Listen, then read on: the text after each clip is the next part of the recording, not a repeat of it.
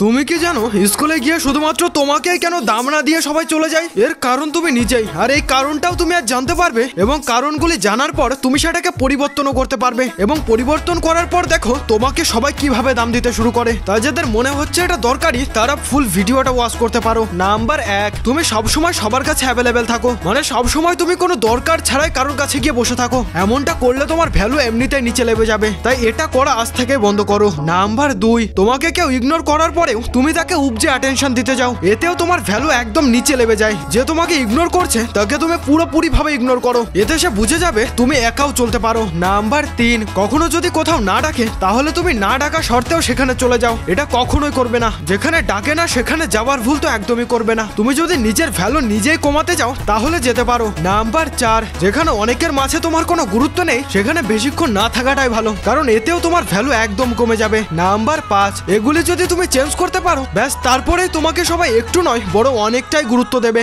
আরে কমেন্টে বলে যেও তোমাদের সব থেকে কোনটা বেশি ভালো লাগলো।